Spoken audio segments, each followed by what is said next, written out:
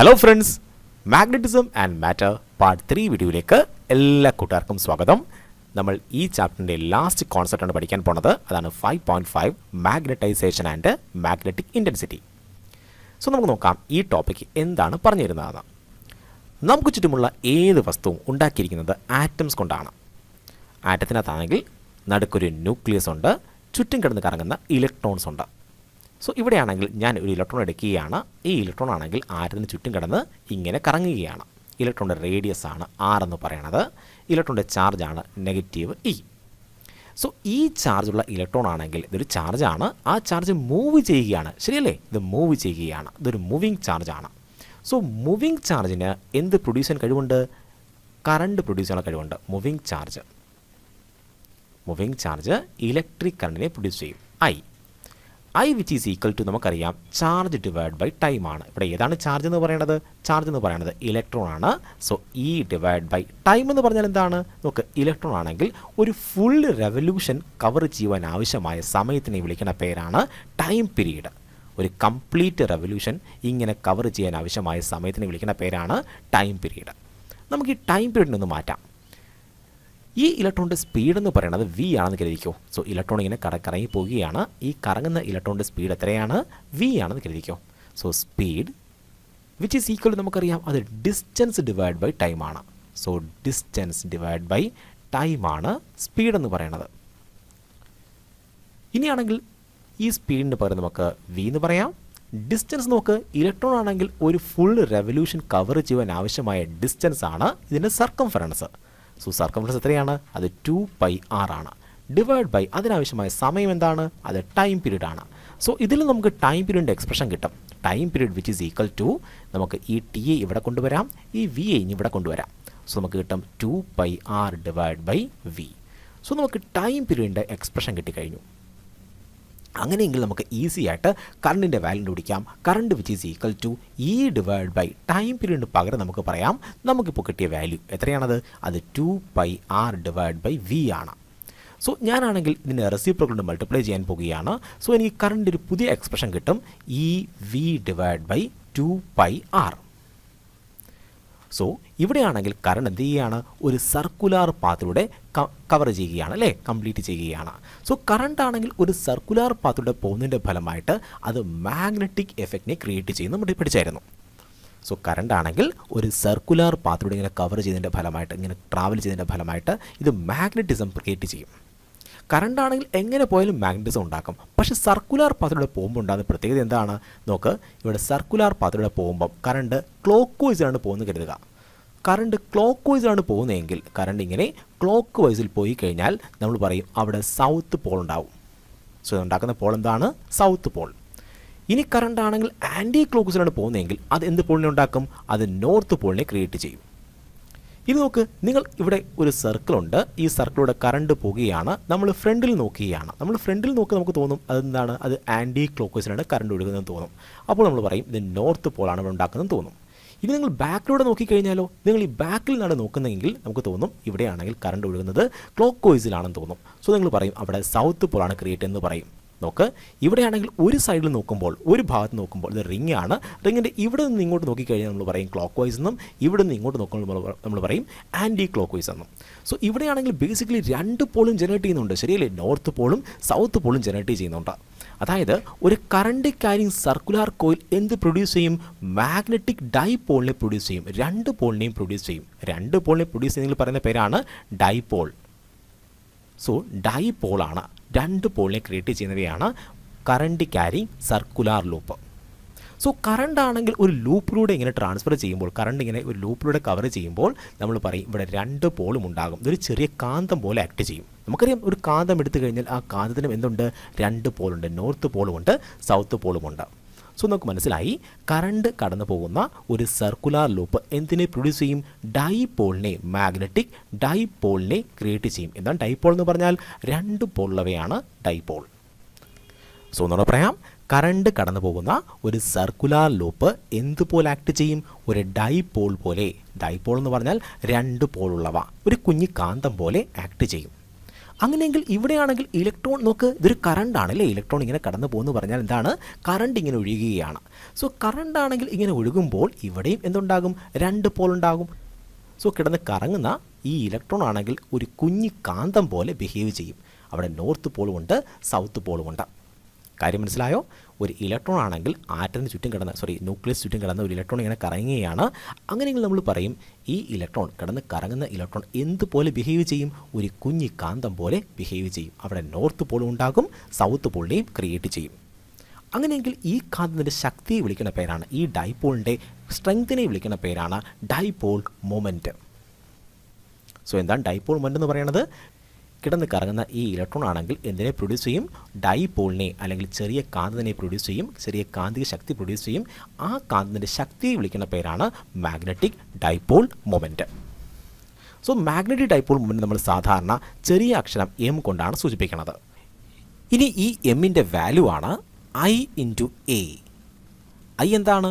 ഇവിടെയാണെങ്കിൽ നമ്മുടെ ഒരു ന്യൂക്ലിയസ് ആണ്, ഇവിടെ നമ്മുടെ ഇലക്ട്രോൺ ആണെങ്കിൽ ഇങ്ങനെ കറങ്ങിക്കൊണ്ടിരിക്കുകയാണ്. ഈ ഇലക്ട്രോൺ ആണെങ്കിൽ ന്യൂക്ലിയസിന് ചുറ്റും കിടന്ന് കറങ്ങുകയാണ്. സോ ഇതാണ് ഇ, ഇതാണ് റേഡിയസ് ആർ. നമുക്കറിയാം ഈ ഇലക്ട്രോൺ ഉണ്ടാക്കുന്ന കറണ്ടിൻ്റെ വാല്യൂ എത്രയായിരുന്നു? നമ്മൾ നേരത്തെ കണ്ടുപിടിച്ചതാണ്. Current which is equal to E V divide by 2πr ആണ്. ഇതാണ് കറണ്ടിൻ്റെ വാല്യൂ. അങ്ങനെയെങ്കിൽ ഇവിടെ ഞാൻ ഈ ഐക്ക് പകരം പറയാം ഇലക്ട്രോണിൻ്റെ current E V divide by 2πr into A എന്താണ്? ഏരിയ ഓഫ് ക്രോസ് സെക്ഷൻ ആണ്. എ എന്താണ്? ഏരിയയാണ്. നോക്ക്, ഇവിടെ കറണ്ട് ഇങ്ങനെ ഒഴുകി പോകുകയാണ്, ഐ എന്ന കറണ്ട് ഇങ്ങനെ ഒഴുകി പോകുകയാണ്. സോ ഈ ഏരിയയെ വിളിക്കുന്ന പേരാണ് എ എന്ന് പറയുന്നത്. ഇവിടെ ഏരിയ എന്താണ്? ഈ ഏരിയയാണ്, ഈ കറങ്ങുന്ന ഇലക്ട്രോൺ ഉണ്ടാക്കുന്ന ഏരിയയാണ് എ എന്ന് പറയുന്നത്. എത്രയാണത്? അത് πr² ആണ്. സോ ഇവിടെ ഈ ആറും ക്യാൻസലാകും, ഈ പൈയും ക്യാൻസലാകും. നമുക്ക് കിട്ടും magnetic dipole moment of an electron which is equal to EVR divide by 2. So ഒരു ഇലക്ട്രോൺ ആണെങ്കിൽ ഇങ്ങനെ കറങ്ങിക്കഴിഞ്ഞാൽ, ഒരു ന്യൂക്ലിയസിന് ചുറ്റും കിടന്ന് ഒരു ഇലക്ട്രോൺ ഇങ്ങനെ കറങ്ങിക്കഴിഞ്ഞാൽ നമ്മൾ പറയും ആ ഇലക്ട്രോൺ ഇതിനെ പ്രൊഡ്യൂസ് ചെയ്യും, മാഗ്നറ്റിക് ഡൈപോൾ മൊമെൻറ്റിനെ ക്രിയേറ്റ് ചെയ്യും. അതുണ്ടാക്കുന്ന മാഗ്നറ്റിക് ഡൈപോൾ മൊമെൻറ്റാണ് EVR ഡിവൈഡ് ബൈ 2. ഇനി ഈ മാഗ്നറ്റിക് ഡൈപോൾ മൊമെൻറ്റ് എന്ന് പറയുന്നത് ഒരു വെക്റ്റർ ക്വാണ്ടിറ്റിയാണ്. മാഗ്നറ്റിക് ഡൈപോൾ മൊമെൻറ്റ് എന്ത് ക്വാണ്ടിറ്റിയാണ്? വെക്റ്റർ ക്വാണ്ടിറ്റിയാണ്. അതിന് ഡയറക്ഷൻ ഉണ്ട്. അതിൻ്റെ ഡയറക്ഷനാണ് south to north. So magnetic dipole moment എങ്ങനെ ആക്ട് ചെയ്യുന്നത്? സൗത്തിൽ നിന്ന് നോർത്തിലേക്കാണ് മാഗ്നറ്റിക് ഡൈപോൾ മൊമെൻറ്റ് ആക്ട് ചെയ്യുന്നത്. അപ്പോൾ നിങ്ങൾക്ക് തോന്നാം നമുക്ക് ചുറ്റുമുള്ള ഏത് വസ്തുക്കളിലും ഉണ്ടാക്കിയിരിക്കുന്നത് ആറ്റം കൊണ്ടാണ്. സോ നമുക്ക് ചുറ്റുമുള്ള ഏത് വസ്തു എടുത്തു കഴിഞ്ഞാലും അതെല്ലാം ഉണ്ടാക്കിയിരിക്കുന്നത് എന്തുകൊണ്ടാണ്? ആറ്റംസ് കൊണ്ടാണ്. ആറ്റത്തിനകത്താണെങ്കിൽ ധാരാളം ഇലക്ട്രോൺസ് ഉണ്ട്. ഈ ഇലക്ട്രോൺസ് എല്ലാം കറങ്ങുന്നതിൻ്റെ ഫലമായിട്ട് അതെല്ലാം കാന്തിക ശക്തിയെ അല്ലെങ്കിൽ മാഗ്നറ്റിക് ഡൈപോൾ മൊമെൻറ്റിനെ ക്രിയേറ്റ് ചെയ്യും. അങ്ങനെയെങ്കിൽ ഒരു ബോഡി എടുത്തു കഴിഞ്ഞാൽ ആ ബോഡിയിൽ ധാരാളം മാഗ്നറ്റിക് ഡൈപോൾ മൊമെൻറ്റ് കാണും. അങ്ങനെയെങ്കിൽ ഒരു ബോഡി എടുത്തു കഴിഞ്ഞാൽ ആ ബോഡിക്ക് കാന്തിക ശക്തി ഉണ്ടായിരിക്കേണ്ടതല്ലേ? സോ നമുക്ക് ചുറ്റുമുള്ള ഏത് വസ്തുവിനും എന്തുണ്ടായിരിക്കണം? ഈ രീതിയിലാണ് പറയുന്നതെങ്കിൽ ഉറപ്പായിട്ടും കാന്തിക ശക്തി ഉണ്ടായിരിക്കണം. അതൊരു മാഗ്നറ്റായിട്ട് ബിഹേവ് ചെയ്തിരിക്കണം. അങ്ങനെയാണോ കാണുന്നത്? അല്ല. നമുക്ക് ചുറ്റുമുള്ള ഏത് ബോഡിയും എന്തല്ല? മാഗ്നറ്റ് അല്ല. അതിന് കാരണം എന്താണെന്ന് അറിയാമോ? നമുക്കറിയാം ഈ ഇലക്ട്രോൺസ് എല്ലാം കറങ്ങുന്നത് ഒരേ ഡയറക്ഷനിലല്ല. ഈ ഇലക്ട്രോൺസ് എല്ലാം കറങ്ങുന്നത് ഒരു ഡയറക്ഷനിലാണോ? സെയിം ഡയറക്ഷനല്ല. ഒരു ഇലക്ട്രോൺ കറങ്ങുന്നത് ഈ ഡയറക്ഷനിലാണെങ്കിൽ മറ്റവൻ കറങ്ങുന്നത് വേറെ ഡയറക്ഷനിലായിരിക്കും. സോ ഒരാൾ ഉണ്ടാക്കുന്ന മാഗ്നറ്റിക് ഡൈപോൾ മൊമെൻറ്റിനെ നോക്ക്, ഞാൻ ഈ വരച്ചത് എന്താണ്? മാഗ്നറ്റിക് ഡൈപോൾ മൊമെൻ്റ് ആണ്. സോ ഒരു ഇലക്ട്രോൺ ഉണ്ടാക്കുന്ന മാഗ്നറ്റിക് ഡൈപോൾ മൊമെൻറ്റിനെ മറ്റേ ഇലക്ട്രോൺ ക്യാൻസൽ ചെയ്ത് കളയും. സോ മാഗ്നറ്റിക് ഡൈപോൾ മൊമെൻറ്റ് ഒരു വെക്റ്റർ ക്വാണ്ടിറ്റിയാണ്. അതിൻ്റെ ഡയറക്ഷൻ എങ്ങനെയാണ്? സൗത്തിൽ നിന്ന് നോർത്തിലേക്കാണ്. സോ സൗത്തിൽ നിന്ന് നോർത്തിലേക്കാണ് മാഗ്നറ്റിക് ഡൈപോൾ മൊമെൻറ്റ് ആക്ട് ചെയ്യുന്നത്. സോ ഒരു ഇലക്ട്രോൺ ഉണ്ടാക്കുന്ന മാഗ്നറ്റിക് ഡൈപോൾ മൊമെൻറ്റ് മൊമെൻറ്റിനെ മറ്റേ ഇലക്ട്രോൺ ക്യാൻസൽ ചെയ്ത് കളയും. അതിൻ്റെ ഫലമായിട്ട് ഒരു ബോഡി എടുത്തു കഴിഞ്ഞാൽ ആ ബോഡിയുടെ നെറ്റ് മാഗ്നറ്റിക് ഡൈപോൾ മൊമെൻറ്റ്, ആകെ കാന്തിക ശക്തി, നെറ്റ് മാഗ്നറ്റിക് ഡൈപോൾ മൊമെൻറ്റ്, ആകെ കാന്തിക ശക്തി എത്രയായിരിക്കും? 0 ആയിരിക്കും. എന്തുകൊണ്ടാണ് 0 ആയത്? കാരണം ഒരു ഇലക്ട്രോൺ ഉണ്ടാക്കുന്ന മാഗ്നറ്റിക് ഡൈപോൾ മൊമെൻറ്റിനെ മറ്റേ ഇലക്ട്രോണിൻ്റെ മാഗ്നറ്റിക് ഡൈപോൾ മൊമെൻറ്റ് ക്യാൻസൽ ചെയ്ത് കളയും. സോ ആകെ മാഗ്നറ്റിക് ഡൈപോൾ മൊമെൻറ്റ് എത്രയായിരിക്കും? 0 ആയിരിക്കും. ഇനി ഏതെങ്കിലും ഒരു ബോഡിക്കാണെങ്കിൽ ആകെ മാഗ്നറ്റിക് ഡൈപോൾ മൊമെൻ്റ് ഉണ്ട്, നെറ്റും മാഗ്നറ്റിക് ഡൈപോൾ മൊമെൻ്റ് ഉണ്ട്. അതായത് ഡൈപോൾ മൊമെൻ്റ് എല്ലാം സെയിം ഡയറക്ഷനിലാണ് അലൈൻ ചെയ്യുന്നതെങ്കിൽ നമ്മൾ പറയും ആ ബോഡി എന്താണ്? അതൊരു മാഗ്നറ്റാണ്. സോ നമുക്ക് ചുറ്റുമുള്ള വസ്തുക്കൾ മാഗ്നറ്റ് ആണ് എങ്കിൽ അവയുടെ നെറ്റും മാഗ്നറ്റിക് ഡൈപോൾ മൊമെൻ്റ് എല്ലാം ഒരേ ഡയറക്ഷനിൽ അല്ലെങ്കിൽ മാഗ്നറ്റിക് ഡൈപോൾ മൊമെൻ്റ് എല്ലാം ഒരേ ഡയറക്ഷനിലായിരിക്കും അലൈൻ ചെയ്തിരിക്കുന്നത്, അല്ലെങ്കിൽ നമുക്ക് പറയാം ബോഡിക്കൊരു നെറ്റ് മാഗ്നറ്റിക് ഡൈപോൾ മൊമെൻ്റ് ഉണ്ട്. അങ്ങനെയെങ്കിൽ ആ ബോഡി എന്തായിരിക്കും? ഒരു മാഗ്നറ്റ് ആയിരിക്കും. അല്ലെങ്കിലോ അത്തരം ബോഡി എന്തായിരിക്കുകയില്ല? മാഗ്നറ്റ് ആയിരിക്കുകയില്ല. നമുക്ക് ചുറ്റും കാണുന്ന ഏത് ബോഡിയും ഇതുപോലെയാണ് കാണപ്പെടുന്നത്. അതുകൊണ്ടാണ് അത് മാഗ്നറ്റായിട്ട് നിലനിൽക്കാഞ്ഞത്. സോ നമുക്ക് മനസ്സിലായി എന്തുകൊണ്ടാണ് നമുക്ക് ചുറ്റുമുള്ള വസ്തുക്കൾ മാഗ്നറ്റ് ആകാഞ്ഞതെന്ന്. എന്തുകൊണ്ടാണ്? ഒരു ഇലക്ട്രോൺ ഉണ്ടാക്കുന്ന മാഗ്നറ്റിക് ഡൈപോൾ മൊമെൻറ്റിനെ മറ്റേ ഇലക്ട്രോൺ ക്യാൻസൽ ചെയ്ത് കളയുന്നതാണ് കാരണം. ഇനി എൻ്റെ കയ്യിൽ ഒരു അയണിൻ്റെ പീസ് ഉണ്ടെന്ന് കരുതുക. സോ ഇത് അയണിൻ്റെ പീസാണ്. നമുക്കറിയാം സാധാരണ ഒരു അയണിൻ്റെ പീസ് എടുത്തു കഴിഞ്ഞാൽ അത് കാന്തമൊന്നുമല്ല, അതൊരു മാഗ്നറ്റ് ഒന്നുമല്ല. അതുകൊണ്ട് എന്തുമാത്രം ഡൈപോളുകളുണ്ടോ അതെല്ലാം ക്യാൻസലായി പോയിരിക്കും. സോ ഒരു ഇലക്ട്രോൺ ഉണ്ടാക്കുന്ന ഡൈപോൾ മൊമെൻറ്റിനെ മറ്റേ ഇലക്ട്രോൺ ക്യാൻസൽ ആക്കുന്നതിൻ്റെ ഫലമായിട്ട് നെറ്റ് മാഗ്നറ്റിക് ഡൈപോൾ മൊമെൻറ്റ് ഈ അയൺ പീസ് എത്രയായിരിക്കും? അത് 0 ആയിരിക്കും. സോ ഇത് കാന്തമല്ല. ഇനിയാണെങ്കിൽ ഞാൻ ഈ അയണിൻ്റെ പീസിനെ ഒരു എക്സ്റ്റേണൽ മാഗ്നറ്റിക് ഫീൽഡിലേക്ക് അടുത്തിടാൻ പോകുകയാണ്. സോ ഇത് എക്സ്റ്റേണൽ മാഗ്നറ്റിക് ഫീൽഡാണ്. ഈ എക്സ്റ്റേണൽ മാഗ്നറ്റിക് ഫീൽഡിലേക്ക് ഞാൻ ഈ അയണിൻ്റെ പീസ് എടുത്ത് വെച്ചു. അപ്പോൾ എന്ത് സംഭവിക്കും? ഈ ഡൈപോളുകൾ സെൽഫ് അലൈൻ ചെയ്യും. അത് ഇങ്ങനെ സെൽഫ് അലൈൻ ചെയ്യും. നോക്ക്, ഇത് അയണിൻ്റെ പീസാണ്. ഈ ഡൈപോളുകൾ, ഈ ഡൈപോൾ മൊമെൻറ്റുകൾ സെൽഫ് അലൈൻ ചെയ്യും. അതെല്ലാം ഒരേ ഡയറക്ഷനിൽ ക്രമീകരിക്കാൻ നോക്കും. അതിൻ്റെ ഫലമായിട്ട് ഇതിന് നെറ്റ് മാഗ്നറ്റിക് ഡൈപോൾ ഉണ്ടായി. ശരിയല്ലേ? നേരത്തെ ആണെങ്കിൽ ഈ ഡൈപോൾ മൊമെൻറ്റ് ഇവരെ ക്യാൻസലാക്കുമായിരുന്നു. പക്ഷേ ഇവിടെയാണെങ്കിലോ ഇവിടെ ക്യാൻസൽ ആക്കുന്നില്ല. ഇവിടെ നെറ്റ് മാഗ്നറ്റിക് ഡൈപോൾ മൊമെൻ്റ് ഉണ്ട്. നോക്ക്, നെറ്റ് മാഗ്നറ്റിക് ഡൈപോൾ മൊമെൻ്റ് ഉണ്ട്. സോ ഇവിടെ നെറ്റ് മാഗ്നറ്റിക് ഡൈപോൾ മൊമെൻ്റ് ഉണ്ട്. അതായത് ഈ അയണിൻ്റെ പീസ് എന്തായിട്ട് മാറി? ഒരു കാന്തമായിട്ട് മാറി, ഒരു മാഗ്നറ്റായിട്ട് മാറി. സോ ഒരു മാഗ്നറ്റിക് പ്രോപ്പർട്ടി ഇല്ലാത്തൊരു വസ്തുവിന് മാഗ്നറ്റിക് ബിഹേവിയർ ഉണ്ടാക്കുന്ന പ്രോസസ്സിനെ വിളിക്കുന്ന പേരാണ്, ആ ഒരു പ്രോസസ്സിനെ വിളിക്കുന്ന പേരാണ് മാഗ്നറ്റൈസേഷൻ. സോ എന്താണ് മാഗ്നറ്റൈസേഷൻ എന്ന് പറയുന്നത്? ഒരു അയണിൻ്റെ പീസിനെ എടുത്ത് നമ്മൾ ഒരു മാഗ്നറ്റിക് ഫീൽഡ്, എക്സ്റ്റേണൽ മാഗ്നറ്റിക് ഫീൽഡിൽ കൊണ്ടുവച്ച് കഴിഞ്ഞാൽ ആ അയണിൻ്റെ പീസിന് മാഗ്നറ്റിക് ബിഹേവിയർ കിട്ടും. അതൊരു കാന്തമായിട്ട്, ഒരു കുഞ്ഞ് കാന്തമായിട്ട് മാറാൻ തുടങ്ങും. അങ്ങനെയെങ്കിൽ ആ പ്രോസസ്സിനെ വിളിക്കുന്ന പേരാണ് മാഗ്നറ്റൈസേഷൻ. ഇനിയാണെങ്കിൽ ഈ അയണിൻ്റെ പീസിൻ്റെ അല്ലെങ്കിൽ ഈ മാഗ്നറ്റിക് മെറ്റീരിയലിൻ്റെ പ്രോപ്പർട്ടി മനസ്സിലാക്കണം. ഇതിന് എന്തുമാത്രം ശക്തമായിട്ടാണ് മാഗ്നറ്റൈസ് ആയത്, അല്ലെങ്കിൽ ഇതിൻ്റെ കാന്തിക ശക്തി എത്രയാണ്, ഇതിൻ്റെ പ്രോപ്പർട്ടി, മാഗ്നറ്റിക് ബിഹേവിയറിനെ പറ്റി ചർച്ച ചെയ്യണം. അങ്ങനെയെങ്കിൽ നമ്മളെടുക്കുന്ന ക്വാണ്ടിറ്റീസിനെ അല്ലെങ്കിൽ നമ്മളെടുക്കുന്ന പാരാമീറ്റേഴ്സിനെ പറ്റിയാണ് നമ്മൾ ഇനി ചർച്ച ചെയ്യാൻ പോകുന്നത്. സോ ഇവിടെയാണെങ്കിൽ ഒരു അയണിൻ്റെ പീസ് ഉണ്ടായിരുന്നു.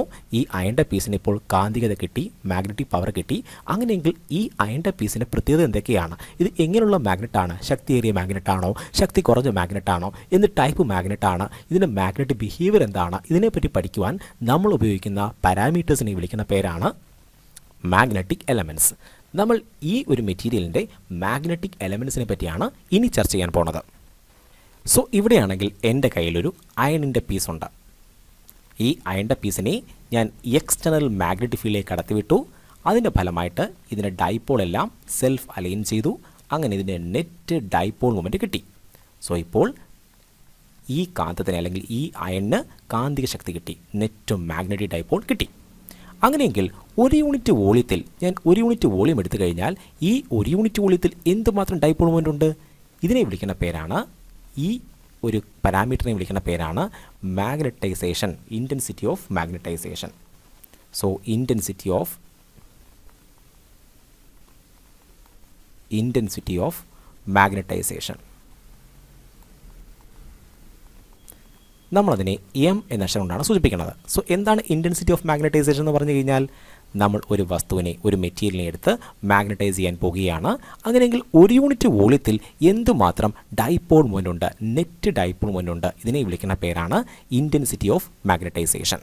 So intensity of magnetisation which is equal to net dipole moment M net.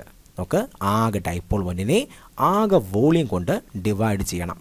അപ്പോൾ നമുക്ക് കിട്ടും ഒരു യൂണിറ്റ് വോളിയത്തിൽ എന്തുമാത്രം ഡൈപോൾ മൊമെൻ്റ് ഉണ്ടെന്ന്. ഇതിനെ വിളിക്കുന്ന പേരാണ് ഇൻറ്റൻസിറ്റി ഓഫ് മാഗ്നറ്റൈസേഷൻ. എത്ര ശക്തിയായിട്ടാണ് ഇത് കാന്തമായിട്ട് മാറിയത്? നോക്ക്, നമ്മുടെ ഈ അയൺ പീസിൻ്റെ ആണെങ്കിൽ ഒരു യൂണിറ്റ് വോളിയത്തിൽ ധാരാളം ഡൈപോൾ മൊമെൻ്റ് ഉണ്ടെന്ന് കരുതുക. സോ ഒരു യൂണിറ്റ് വോളിയം എടുത്തു കഴിഞ്ഞാൽ അവിടെ ധാരാളം ഡൈപോൾ മൊമെൻ്റ് ഉണ്ടെങ്കിൽ അതിൻ്റെ മീനിങ് എന്താണ്? ഇത് ശക്തിയേറിയ കാന്തമായിട്ട് മാറിയെന്നാണ്. സോ ഇൻറ്റൻസിറ്റി ഓഫ് മാഗ്നറ്റൈസേഷൻ പറഞ്ഞു തരും ഈ അയൺ പീസ് എത്ര ശക്തിയേറിയ മാഗ്നറ്റായിട്ടാണ് മാറിയത്. അപ്പോൾ നമ്മളുടെ ഒന്നാമത്തെ പാരാമീറ്റർ ആണ് ഇൻറ്റൻസിറ്റി ഓഫ് മാഗ്നറ്റൈസേഷൻ.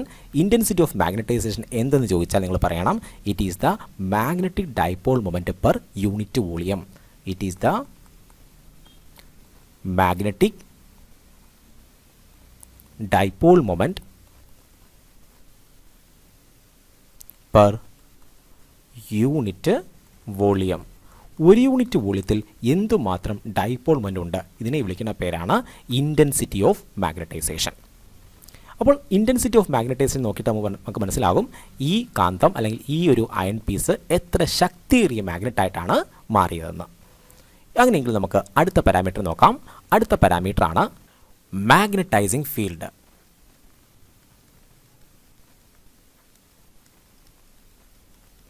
നമ്മളിതിനെ എച്ച് എന്ന അക്ഷരം കൊണ്ടാണ് സൂചിപ്പിക്കുന്നത്. മാഗ്നറ്റൈസിങ് ഫീൽഡ് എന്ന് നോക്കാം. ഇവിടെയാണെങ്കിൽ എൻ്റെ കയ്യിലൊരു അയണിൻ്റെ പീസ് ഉണ്ടായിരുന്നു.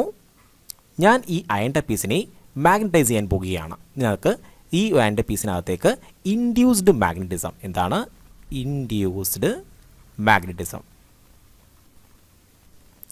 എന്ന് വെച്ചാൽ എന്താണ്, മാഗ്നറ്റിസം കൊടുക്കാൻ പോവുകയാണ്, മാഗ്നറ്റിസം ഇൻഡ്യൂസ് ചെയ്യിക്കാൻ പോവുകയാണ്, ഈ അയണിൻ്റെ പീസിലേക്ക് കാന്തികത കൊടുക്കാൻ പോവുകയാണ്. അതിനെ വിളിക്കുന്ന പേരാണ് ഇൻഡ്യൂസ്ഡ് മാഗ്നറ്റിസം. സോ ഈ അയണിൻ്റെ പീസിലേക്ക് ഞാൻ മാഗ്നറ്റിക് ബിഹേവിയർ കൊടുക്കാൻ പോവുകയാണ്. അതിനുവേണ്ടി എനിക്കൊരു മാഗ്നറ്റൈസിങ് ഫീൽഡ് വേണമായിരുന്നു, ഒരു ഫീൽഡ് വേണമായിരുന്നു. സോ ഞാൻ എക്സ്റ്റേണൽ മാഗ്നറ്റിക് ഫീൽഡ് യൂസ് ചെയ്തു. ഈ എക്സ്റ്റേണൽ മാഗ്നറ്റിക് ഫീൽഡാണ് നമ്മുടെ ഡൈപോളിലേക്ക് തലതിരിച്ച് വെച്ചത് അല്ലേ. ഡൈപോളിലേക്ക് ഒരേ ഡയറക്ഷനിലാക്കിയത് ആരാണ്, ഈ എക്സ്റ്റേണൽ മാഗ്നറ്റിക് ഫീൽഡാണ്. ഈ എക്സ്റ്റേണൽ മാഗ്നറ്റിക് ഫീൽഡാണ് ഈ ഒരു ബോഡിയിലേക്ക് ഇൻഡ്യൂസ്ഡ് മാഗ്നറ്റിസം പ്രൊവൈഡ് ചെയ്തത്. സോ ഈ ബോഡിക്ക് മാഗ്നറ്റിക് ബിഹേവിയർ കിട്ടിയത് എങ്ങനെയാണ്, ഈ എക്സ്റ്റേണൽ മാഗ്നറ്റിക് ഫീൽഡാണ്. ഈ എക്സ്റ്റേണൽ മാഗ്നറ്റിക് ഫീൽഡിനെ വിളിക്കുന്ന പേരാണ് മാഗ്നറ്റൈസിങ് ഫീൽഡ്. സോ എന്താണ് മാഗ്നറ്റൈസിങ് ഫീൽഡ് എന്ന് പറയുന്നത്, മാഗ്നറ്റൈസിങ് ഫീൽഡ് എന്ന് പറയുന്നത് it is the external magnetic field which help to magnetise the substance. So ഇത് എക്സ്റ്റേണൽ മാഗ്നറ്റിക് ഫീൽഡാണ്. ഈ മാഗ്നറ്റിക് ഫീൽഡ് മൂലമാണ് നമ്മുടെ സബ്സ്റ്റൻസ് മാഗ്നറ്റൈസ് ചെയ്യപ്പെട്ടത്.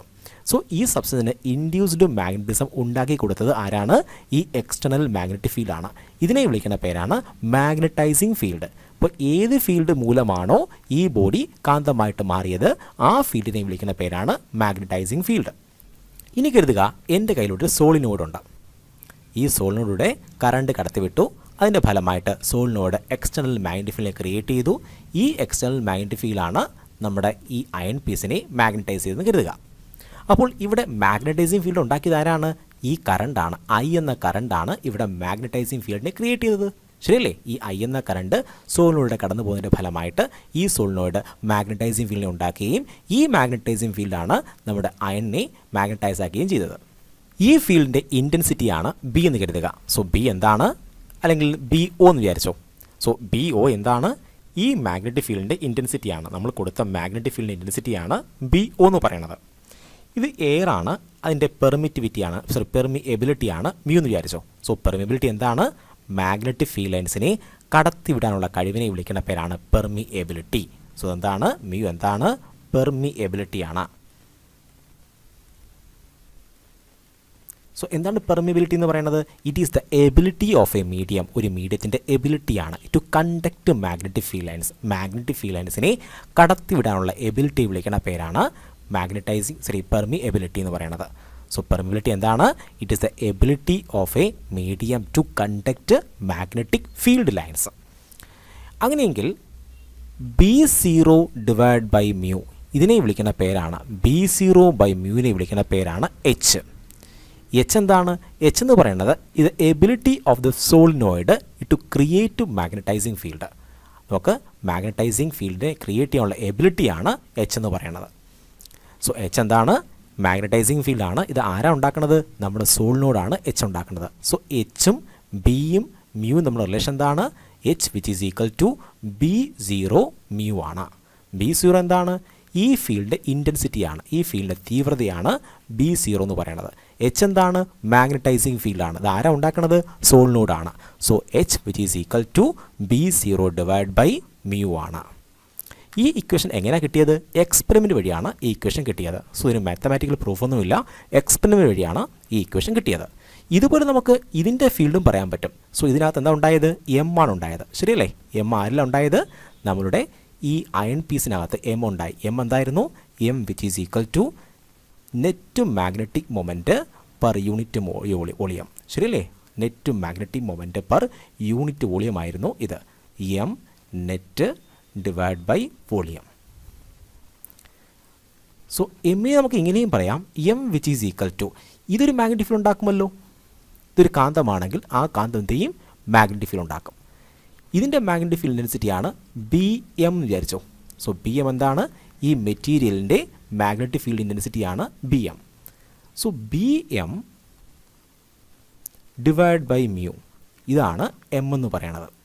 സോ എമ്മും എച്ചും ഒരേ കണക്കുള്ള ടേം തന്നെയാണ്. ശരിയല്ലേ? എമ്മും എച്ചും ഒരേ കണക്കുള്ള ടേം തന്നെയാണ്. എം എന്താണ്? എം എന്ന് പറയുന്നത് ഒരു യൂണിറ്റ് വോളിയം എടുത്തു കഴിഞ്ഞാൽ ഈ ഒരു യൂണിറ്റ് വോളിയത്തിലുള്ള നെറ്റ് ഡൈപോൾ മൊമെൻ്റ് ആണ്. അതായത് ഈ മെറ്റീരിയലിൻ്റെ മാഗ്നറ്റിക് ബിഹേവിയർ ആണ് എം പറയണത്. ഈ എച്ച് എന്താണ് പറയണത്? ഈ സോളിനോഡിൻ്റെ മാഗ്നറ്റിക് ബിഹേവിയർ ആണ്. മനസ്സിലായോ? എമ്മും എച്ചും ഒരേ കണക്കുള്ള ടേമാണ്.